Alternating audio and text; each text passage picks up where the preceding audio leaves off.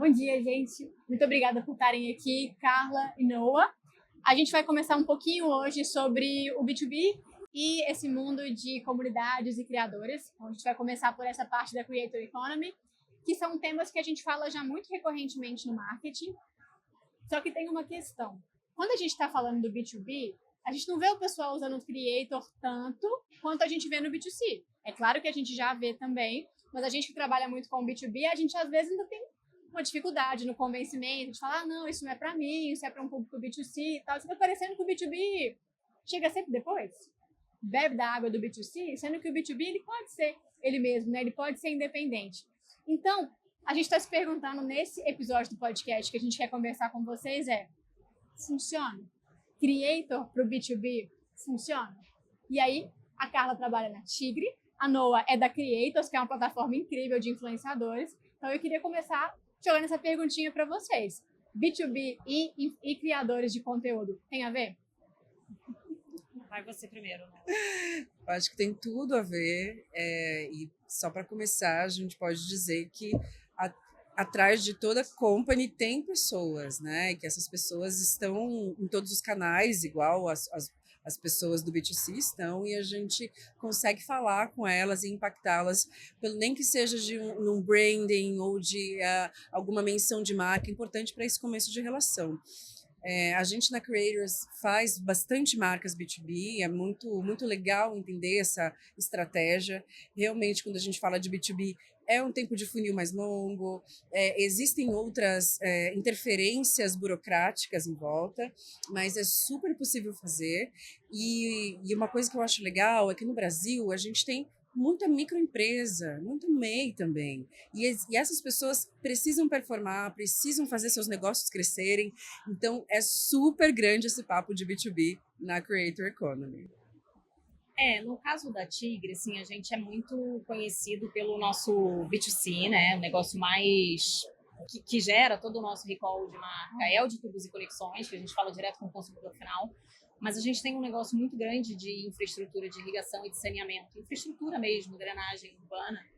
E a gente vai começar a se aventurar um pouquinho nesse território de creators, porque por mais que pareça uma decisão muito, muito distante do impacto, né, que as pessoas têm, a gente começa a entender que o consumidor final é um player importante para pressionar o B2C, ainda mais quando a gente começa a falar de saneamento, enfim, que você tem uma agenda que ela é público-privada, enfim. Então, a gente começa a se oferecer como soluções que podem solucionar problemas de pessoas comuns, mas que você precisa de um intermediário. Então, quando você olha a possibilidade de ter um creator trazendo isso com um conhecimento técnico, mas traduzindo isso para uma linguagem de que todo mundo precisa, pode ser um encurtador de caminho, né? Então, sim, tende a ser bastante interessante. Assim, ainda é muito novo, ainda é pouco explorado, não é um caminho tão óbvio, mas eu acredito que tem muito potencial. Boa. Bom, então, com essa abertura, bem-vindas aí ao The Drop. Esse é o podcast da Supre, e a gente está começando com o podcast agora, esse é um dos nossos primeiros episódios, então, novamente, obrigada por estarem aqui. Aqui que a gente traz líderes de marketing e pessoas que compartilham não só o que elas fazem, né, mas também como elas pensam, como elas estão vendo o mercado, e isso vai ser muito rico para a gente. Então, muito obrigada. Eu vou apresentar vocês rapidamente, mas se quiserem também fiquem à vontade para complementar. A Carla lidera ali a marca e comunicação global no Grupo Tigre, tem uma trajetória de mais de 15 anos, passou por empresas grandes como Natura, por exemplo, e trabalha com marketing global, inovação, gestão de portfólio e conecta essa parte de branding com o crescimento real do negócio. E a Noah, CEO e cofundadora da Creators, uma empresa que está redesenhando a lógica do marketing dessa parte de criadores e marketing de influência, também colunista do Meio e Mensagem, venceu aí o Prêmio Caboré como profissional de inovação e integra o ecossistema do Google for Startups e da Endeavor. Então, atua muito diretamente na construção da economia de criadores do Brasil. Então, muito bem-vindos ao The Drop, gente. Obrigada. Obrigada pelo convite, estou animadíssima com esse papo. Nossa, fiquei importante ela. Imagina! Lisonjeada. Eu é que estou, adorei também sua história toda, um background gigante. Vamos trocar que vai ser legal. E eu super, super honrada de poder estar aqui com vocês duas e absorver tanto desse conhecimento. Bom, vou começar da seguinte forma.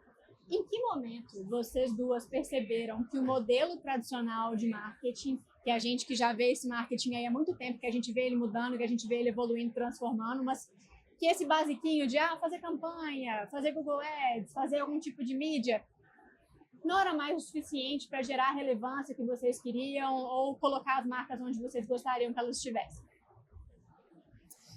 Eu acho que o marketing tradicional, a campanha 360, quando a gente vai para mercados e para produtos e soluções um pouquinho mais complexas, ele deixa de dar conta porque as necessidades são complexas, né? Então, quando você começa a tratar o consumidor como um ser integral, que é multicanal, ele é multitemático, ele tem a jornada de compra, ela não necessariamente acontece só no momento da conversão, você começa a ter todo um processo de informação que você precisa ter quando você comprar uma solução de saneamento desplugada de rede, por exemplo. Você precisa se informar, você precisa aprender, e não é necessariamente uma compra e um aprendizado extremamente técnico. Às vezes você precisa que já chegue de maneira um pouco mais palatável, mais digerida. Então, quando a gente entende que a jornada de compra e a jornada de informação do consumidor, ela não acontece mais só numa via de mão única, né? O consumidor ele começa a levantar a mão e falar, calma, isso aqui eu não entendi. Você tem a quebra da parede, né? Então, o consumidor ele interage e ele gera conteúdo e ele gera informação. Quando você entende que esse cara é um ser complexo e que ele quer fazer uma compra e talvez o seu papel seja menos de convencimento e mais de aconselhamento e condução, você entende que os modelos tradicionais passivos de comunicação não vão dar conta dessa complexidade. Você precisa abrir outros canais de comunicação. E aí que eu acho que canais com bastante autenticidade, com bastante espaço para personalidade, para trazer uma conversa fluida, começam a ganhar seu espaço. Verdade. Bom, a Creators, como empresa do segmento, passou por todas as transformações do mercado da Creator Economy, né? Pela fase do entusiasmo inicial, é um canal novo, a gente tem que migrar verba para lá. Aí depois a dúvida, isso está retornando, cadê? Porque mídia é muito mais fácil, eu já vi aqui o clique, já vi o retorno, isso funciona mesmo. O que eu faço com criadores de conteúdo de verdade? Então a gente viveu todos os momentos até agora a maturação do mercado, que eu acredito que todo mundo entendeu o espaço, entendeu que realmente é um complementar a todo o plano de marketing e que isso traz retorno. E aí a gente trabalhou tecnologia, né? A gente tem uma tecnologia proprietária que a gente construiu em parceria com o Google for Startups, que é nosso acelerador e investidor, e aí a gente começou trazendo os dados para comprovar, porque a gente viveu esses anos de dúvida, né? Então, olha, existem dados, é aqui o impacto, o retorno sobre isso, né? Todos os Cs que eu brinco, né? O CPV, o CPM, o CP custo por clique, custo por tudo. E a gente trouxe para nossa tecnologia para mostrar e dar segurança, porque o mercado precisava disso para consolidar, como a gente está vivendo essa fase agora. E agora que o mercado consolidado, a gente introduziu AI, e mais legal que eu adorei que você trouxe agora a gente colocou gestão de conteúdo na automação, porque o craft é importante. Então, dizer os don'ts, o que foi gravado, o que não faz sentido, o que não estava no briefing, para a gente conseguir escalar. Legal. Porque a gente viveu uma prova do retorno, que a gente resolveu com tecnologia, mas agora a gente está na prova do criativo, do craft, do conteúdo bem feito. E a gente está numa fase que a gente tem tecnologia para nos ajudar para isso. Então, a gente tem integrado o Gemini em todas as nossas pontas. E agora a gente acabou de lançar uma gestão de conteúdo que ajuda o criador a entender se está fazendo sentido aquela geração de conteúdo ou não, para que a gente consiga trabalhar o volume. Porque a gente também precisa trazer o retorno. Apesar de a gente ter entendido que ele funciona, mas a gente ainda precisa comprovar, né? Com certeza. E é legal isso que você traz, porque eu acho que vai para um lugar, quando a gente está falando de criadores, que eles conseguem, às vezes, igual a Carla falou, simplificar, tornar ali um intermediário entre a empresa e o consumidor, que simplifica aquela jornada e aquele entendimento do o que é esse produto, principalmente quando a gente tem um produto complexo, né? Que você fala, às vezes nem sabe que existe. Às vezes a pessoa nem sabe que como precisa, funciona. né? E aí o creator, ele ajuda. Mas, ao mesmo tempo, aquilo também é uma coisa que ajuda a fortalecer aquela marca. Porque o criador também dá uma personalidade, às vezes, para aquela campanha. E se a empresa falar, isso não tem nada a ver comigo, aquilo caiu. Aquele conteúdo foi pro lixo. Mas é igual você falou, ao mesmo tempo que fortalece aquela marca, quando tem um creator que tem tudo a ver, fala, nossa, esse cara foi o fit perfeito, como que você mensura? Também não é tão direto igual uma campanha que você vai lá e fala, arraste pra cima ali, clica aqui, e você vê ali quem clicou, quem chegou até o final do funil. Então, para mim faz muito sentido isso que vocês trouxeram aí, esse retorno. Um assunto que eu acho interessante a gente falar também, gente, as marcas estão com uma capacidade expandida de produzir conteúdo. Porque elas produziam conteúdo lá dentro. Até teve uma pessoa que eu vi, inclusive no SX, que ela estava falando assim, o meu time de conteúdo produzia 2 conteúdos por mês. Agora eles produzem 6 a 8 conteúdos por dia. Então, assim, o volume do conteúdo que é produzido hoje é absurdo. E o creator, ele também é uma forma de expandir esse conteúdo, inclusive para fora daquele ecossistema daquela empresa. Fora do ecossistema, não. No ecossistema, bolha, né? mas fora dos funcionários, da equipe realmente interna. E aí, a gente, mesmo assim, com essa criação de conteúdo, mesmo assim, ou talvez por conta disso, a atenção está muito dividida. Você pergunta para uma pessoa assim, eu assisto muito, eu sou muito impactado por marcas. Beleza, quais foram as últimas que você viu? Não lembro. Ninguém sabe. Porque a gente é impactado por isso o tempo todo. Então, a influência, ela acontece assim, ela parece que migrou dos canais, ela, claro que tem nos canais como viabilizadores, mas tem as pessoas ali como porta-vozes. E eu acho que essa mudança de dinâmica é muito importante, porque é igual você falou, Noah, tem que curar muito bem para que a pessoa fale assim, essa pessoa aqui representa exatamente o que eu queria que a minha marca passasse. E aí eu queria saber de vocês como que vocês enxergam essa mudança da audiência que é massiva para uma coisa mais nichada, mais específica, que fala ali com aquela de pessoa para pessoa. A gente estava falando disso aqui. Tem uma questão que o fit perfeito acontece quando você quase encontra o seu consumidor final como um creator, né? Verdade. Porque aí é o cara que consegue trazer essa camada de personalidade, de autenticidade, que não faz sentido você querer formatar um creator, uma marca contratar um creator para... Se é assim, a gente volta pro antigo, contrata um ator, entrega um roteiro e vida que segue.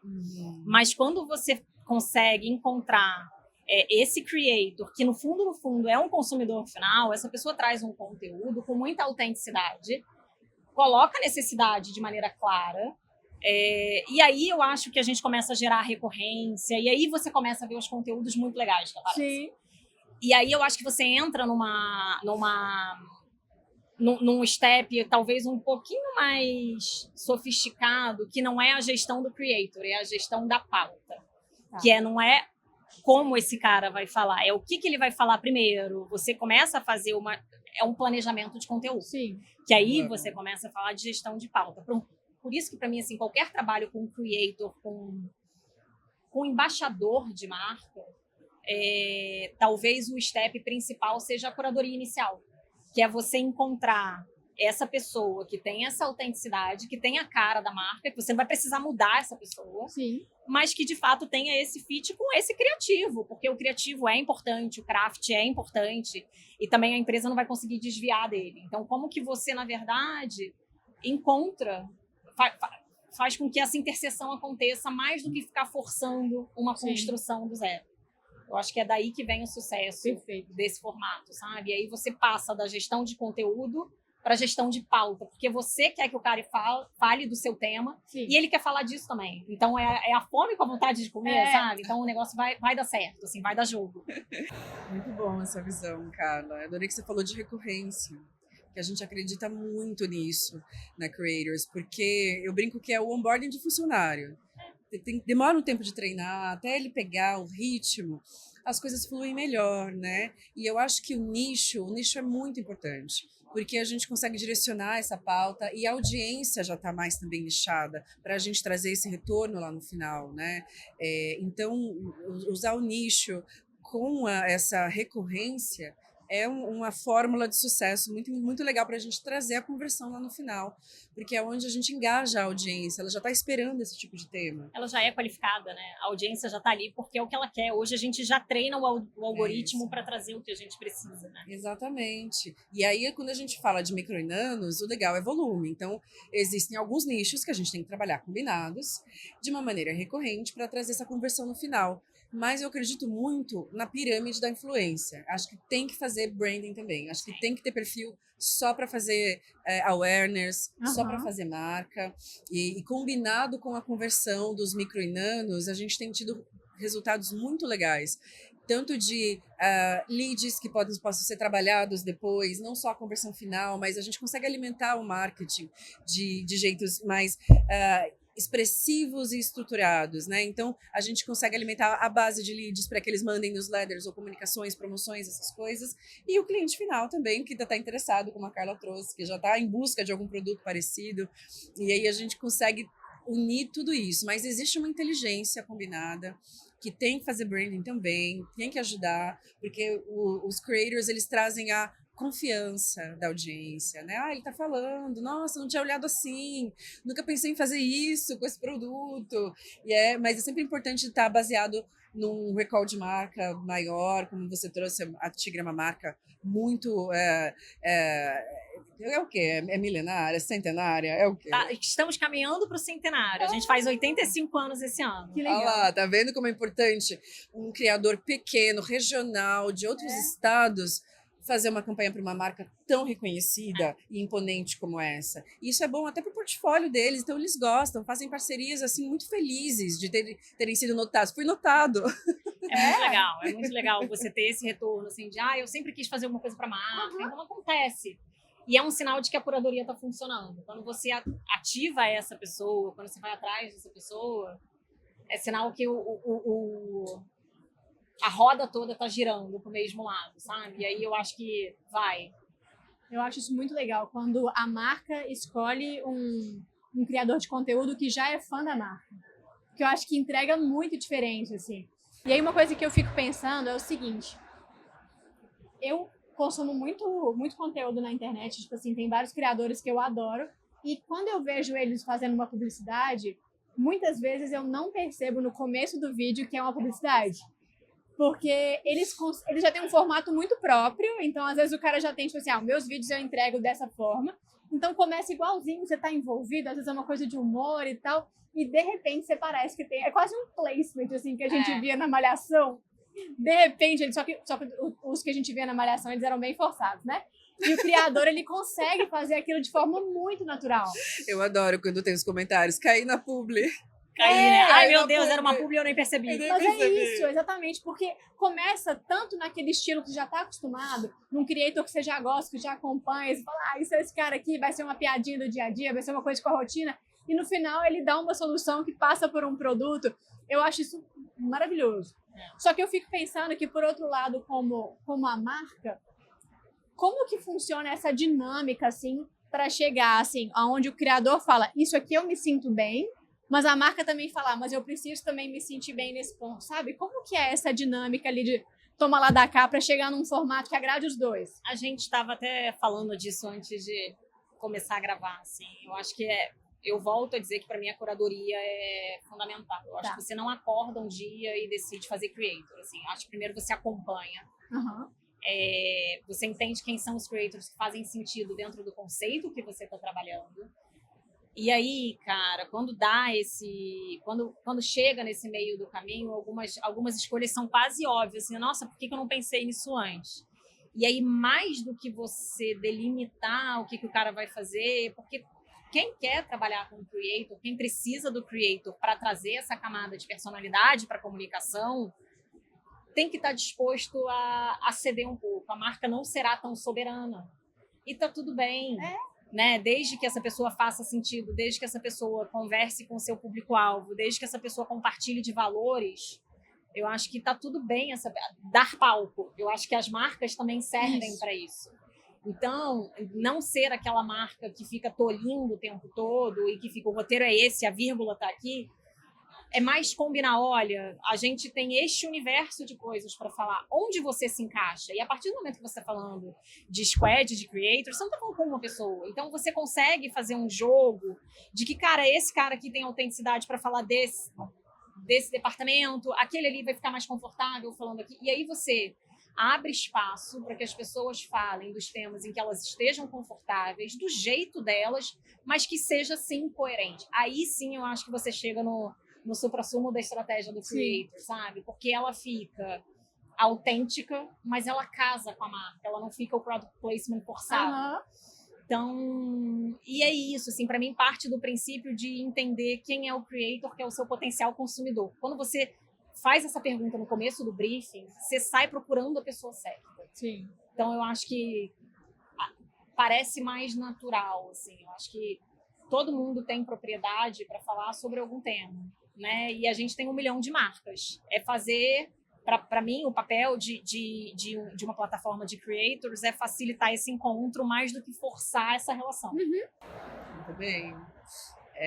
Eu adoro a parte de curadoria e a gente, apesar de ter super tecnologia desde o dia zero, a gente há muito tempo instituiu a reunião que a gente chama de Creative Start.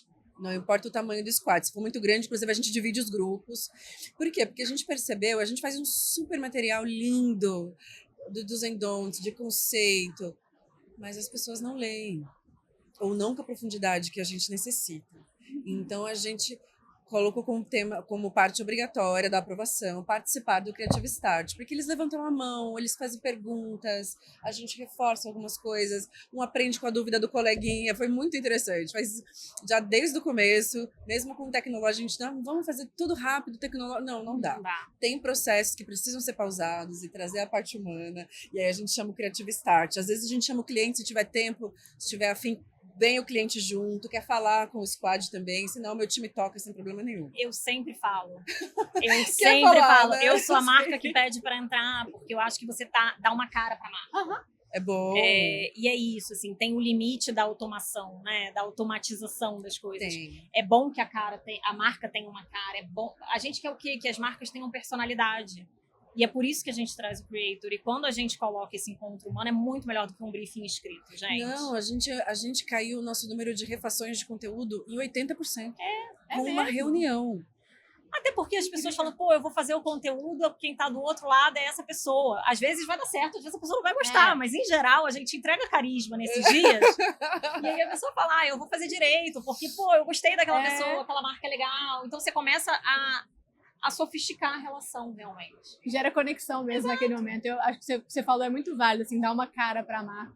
Às vezes a gente só recebe ali um briefing ou um textinho, aí você fala, tá. Mas aí quando você vê, a Carla vem e explica e tal, realmente é muito diferente. E pra gente que intermedia, é muito difícil essa relação do refazer, né? De pedir para regravar, de pedir para alterar. Algumas coisas são necessárias e não tem como, mas como a gente trabalha em escala, eu tenho que reduzir, né? Esses números o máximo que eu puder.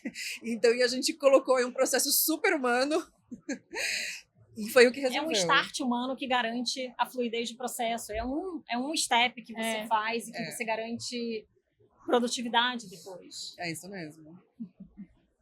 Legal demais. Eu gostei muito essa reunião aí que salvou muita coisa. Parece uma coisa simples, né? O que a Carla falou, como é que eu não pensei nisso antes? Mas depois você vê que faz todo sentido ali, um processinho que você coloca de envolvimento das pessoas e gera essa conexão. E mais legal, eles se veem, eles se conhecem, às vezes rola até collab. Vamos fazer um conteúdo junto. Ah, legal. É um olhar para eles como uma comunidade, né? É super legal. As pessoas querem se conectar, né, gente? Assim, no fundo é tudo muito humano. Comunicação é muito humana. Então, e pra tem gente, esse limite. Desculpa. Tem esse limite do quanto que a gente consegue ser substituído pela máquina. Por isso que é super batido já, né? Mas, assim, eu acho que a IA não vai substituir todos nós, assim. Tem o limite, sabe? Tem uma vontade humana de conexão. Eu acho também. Foi o que a gente viu no SX esse ano, era só sobre isso, só como os humanos vão realmente ocupar os espaços necessários. Exato. Porque às vezes é um insight desse de fazer uma reunião que muda todo o jogo e a gente precisa ter. E tem coisa que a máquina faz muito melhor que a gente, analisa não sei quantos milhões de dados, beleza, eu não vou ter capacidade de fazer isso, mas né, essa conversa aqui, só a gente. E tem uma coisa que você falou que é legal de collab, a gente como consumidor do conteúdo, quando você vê dois criadores que você gosta juntos, é muito legal. É muito legal. É a aurora boreal do creator, né? Você sente assim muito que... bom. Você sente como se tivesse feito parte daquilo. Tipo, gente, eu gosto dos dois e agora eles estão juntos, sabe? É tipo quando você apresenta Parece duas que foi pessoas que feito ficam pra muito você. amigas. Você se sente o elo, assim. Tô no grupinho, né? Tô no grupinho. Exatamente. Você fala, nossa, tipo, eu gosto dos dois e agora eles estão juntos. Você tem tipo, uma coisa como se tivesse feito parte ali, porque eu consumi os dois conteúdos e agora eles estão juntos. Eu acho muito legal a collab. Uma coisa que a gente estava vendo que eu achei legal trazer para vocês também. Algumas marcas têm começado a fazer alguma produção de conteúdo interna, tipo estilo de websérie, alguns vídeos diferentes, algumas coisas diferentes, em que me parece que elas estão se tornando creators também.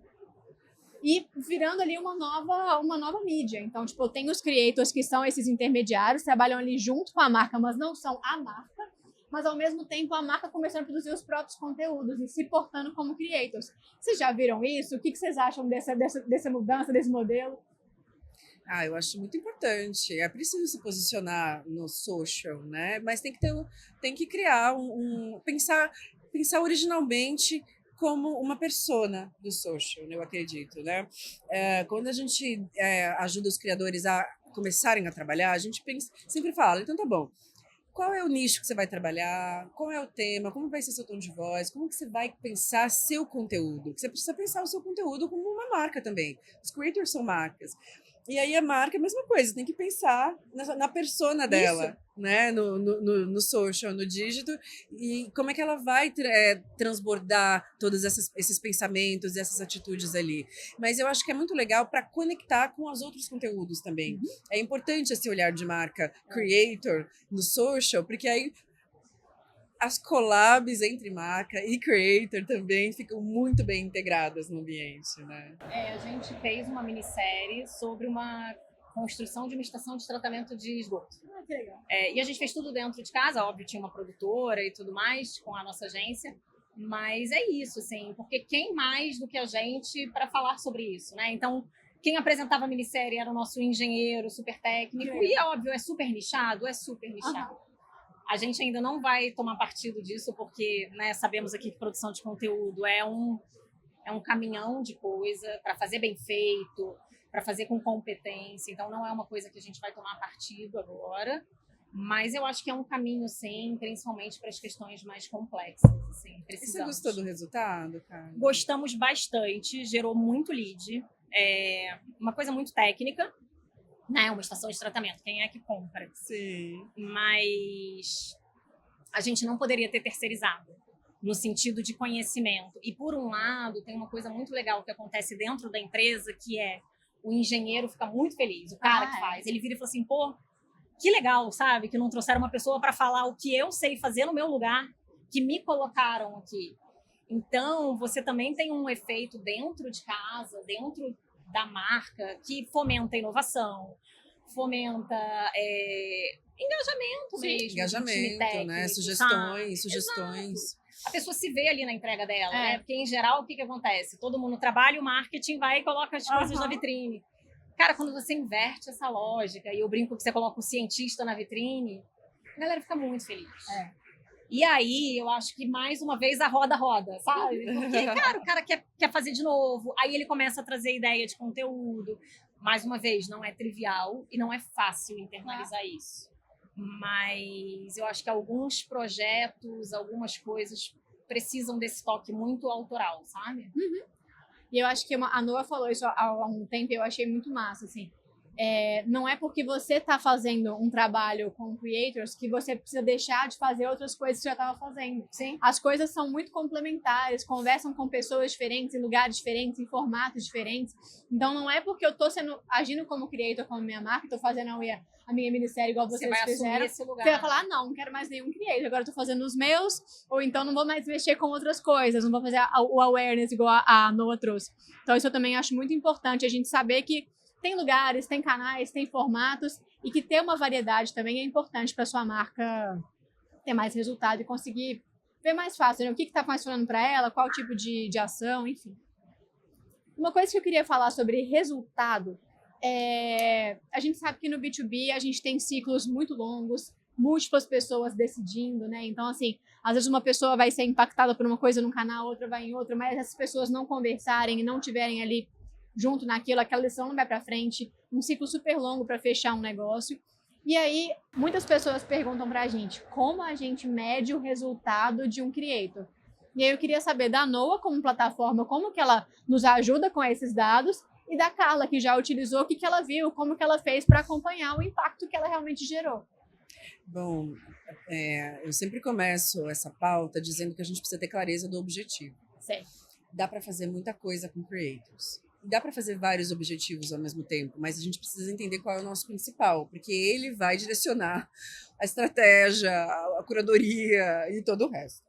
Então, partindo do princípio que a gente tem um objetivo principal, a gente pode medir cliques, a gente pode medir cadastros, a gente pode medir page views, pode medir impacto, pode medir interações.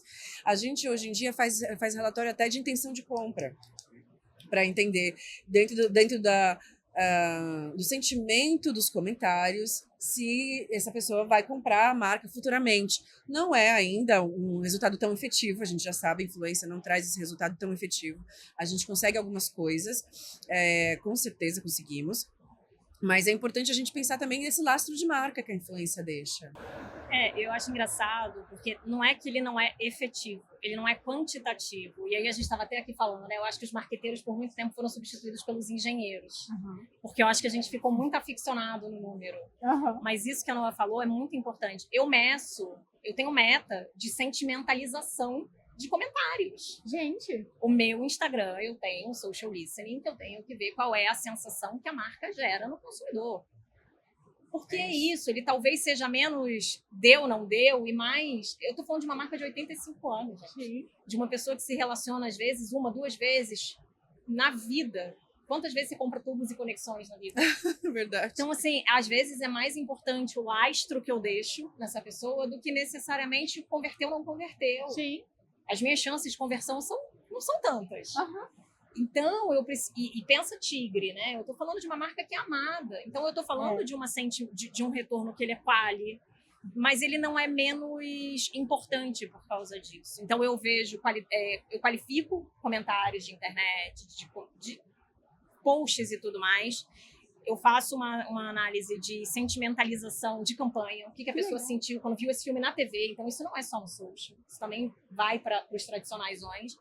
E aí, quando eu vou pro B2B, assim, ele é muito mais focado, né? Em geral, a pessoa já fala, eu cheguei em você por meio desse conteúdo. Uhum. Porque eu entendi, porque eu vi no YouTube o vídeo da ETE, da estação de tratamento. Então, você tem, talvez, não seja uma mensuração tão automatizada, mas ela é muito efetiva.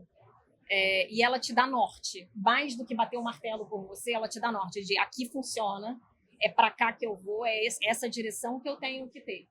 E isso evita grandes correções de rota no futuro. Você só vai ajustando, sabe? Porque é tudo uma melhoria em cima de um conteúdo que já veio. Entendi. Então, talvez não seja uma medida de ROI tão exata, uma fórmula.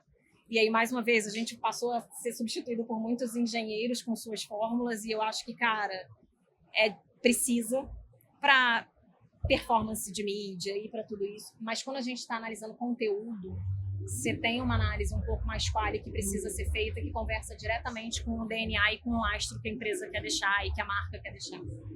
E como é que você mede essa parte da sentimentalização que você falou? Achei super interessante, não faço ideia como é medido. Olha, ela é um dado que a gente criou para quando a gente decidiu investir em social e basicamente a gente acompanha ao longo do ano, então é uma meta anual, os comentários que a gente tem e a gente tem meta percentual, comentários positivos, neutros e negativos. Então, com isso, eu consigo ter acesso a problema de produto. Porque eu sei que um produto levantou um monte de... eu postei um produto e todo mundo caiu em cima. Nossa, agora foi, hein, gente? E de dúvidas também, de né? De dúvida. Então, vira até uma maneira de você organizar a pauta. Quando eu começo a ver que tem uma dúvida quicando, quem é o creator que vai ser o cara mais nativo para responder isso aqui? Então, a gente quantifica todos os nossos comentários e a gente segmenta entre positivos, neutros e negativos, e eu tenho metas de neutros e positivos. Eu adoro que você traz essa visão técnica, Carla. A gente está fazendo nesse minuto uma academia para o Waze. E eles querem escolher embaixadores para treinar a comunidade sobre todas as features que dá para fazer no app. Sim, dá pra fazer então a gente pegou motoristas, treinamos eles para que eles treinem a comunidade do que dá para fazer das features do Waze que ninguém sabe. Eu mesmo não sabia, aprendi agora com a academia que a gente montou. Mas aí teve que fazer todo um estudo, um treinamento técnico com funcionários de Israel. Então dá para fazer, é muito legal. E a gente consegue desmistificar barreiras. Né? Sim. Essa parte de dúvida técnica é excelente. Vira pauta, dúvida técnica vira pauta. Muito bom. Verdade. Para fechar, gente, uma perguntinha que é o seguinte: se vocês tivessem que começar hoje uma empresa B2B super tradicional, e aí vocês estão começando essa empresa do zero, qual seria o movimento que vocês fariam para aproximar essa marca de comunidades e de creators? Nossa, gente, que pergunta difícil. Uma empresa do zero... B2B. E a gente vai... Uma empresa do zero B2B e aí a gente vai lançar ela com creators. Uau. Como você faria para conectar com essa parte de comunidade, creators? Eu acho que uma boa curadoria, como a Carla trouxe, para começar. E eu também investiria em embaixadores, porque aí a gente consegue fazer aquele onboarding inicial profundo para que eles nos ajudem a fazer o split da mensagem aí para as comunidades. Eu ia mais ou menos na mesma, sem querer copiar, mas já copiando. Eu ia mais Copia, ou menos mas não faz igual. Copia, mas não faz igual, exato. Eu iria na curadoria, mas eu acho que eu ia pelo caminho contrário. Eu acho que quando você abre um B2B,